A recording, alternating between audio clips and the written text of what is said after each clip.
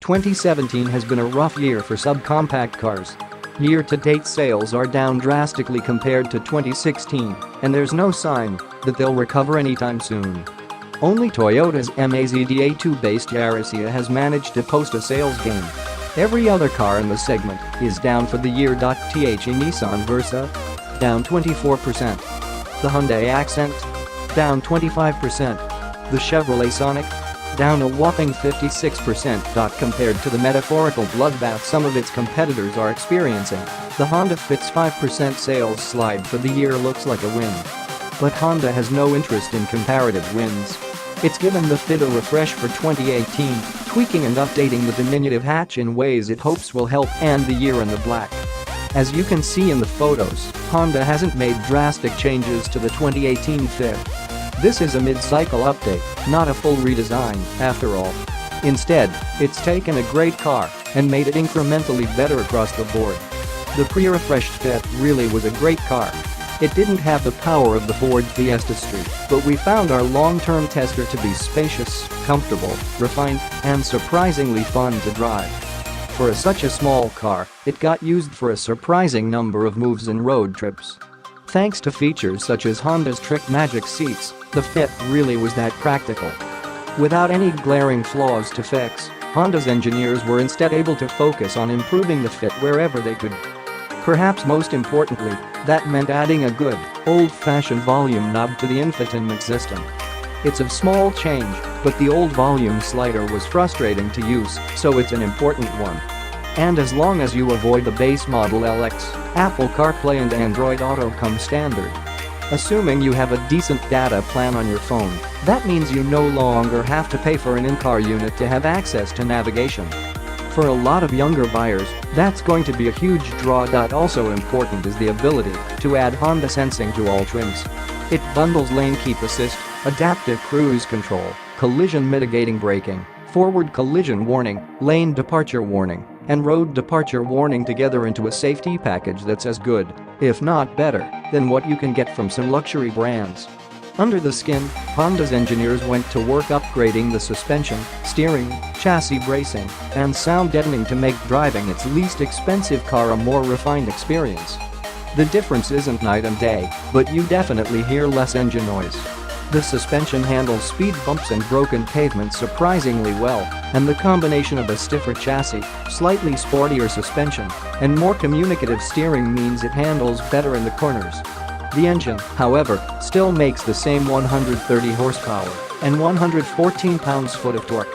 That's not enough to make it especially quick, but it's only slightly less than some of the more powerful cars in the segment such as the 138 horsepower Chevrolet Sonic and the 137 horsepower Hyundai Accent.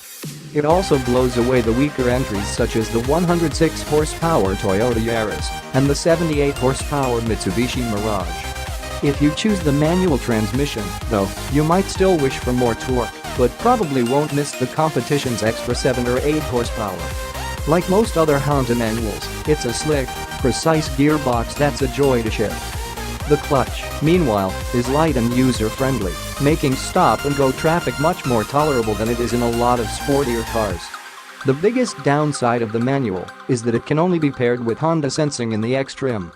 To get those safety features on lower models, you have to add the continuously variable transmission, and the top trim XL can't be had with a manual. As far as CVTs go, the Fit is actually pretty good, but compared to the stick, it isn't nearly as fun. You also lose 2 horsepower and 1 pound-foot of torque by going with the CVT.0. On the other hand, the CVT does give you better fuel economy. Mileage jumps from 29.36 31 miles per gallon city highway combined to 31.36 33 miles per gallon.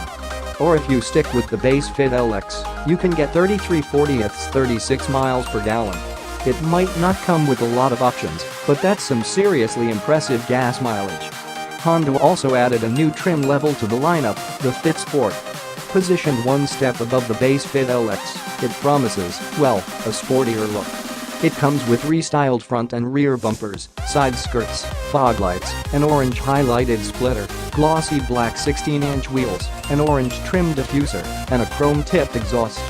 Inside, you get different cross-hatched fabric and orange contrast stitching on the seats, leather-wrapped steering wheel, armrest, and shift knob. The Fit Sport also gets the 7.0-inch touchscreen infotainment system with Apple CarPlay and Android Auto, as well as an upgraded sound system. Altogether, it's a package that delivers on its promise to make the Fit look sportier. And with an MSRP of only $18,375 for the manual version, it's easy to justify the upgrade over the $17,065 Fit LX. Unfortunately, it doesn't come with any engine or suspension changes, so if you were looking for a version of the Fit that's actually more fun to drive, you're out of luck. Soon, though, you'll be able to order a Honda Factory Performance Package that actually is more than an appearance package.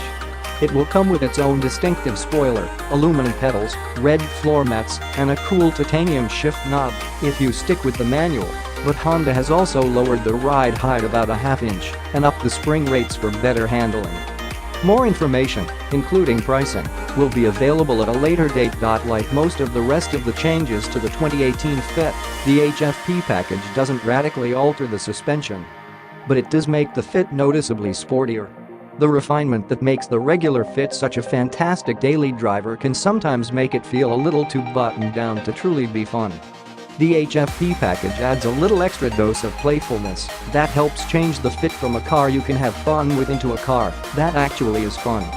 Even with the HFP package, the lack of additional power means the Fit is still no Fiesta Street rival.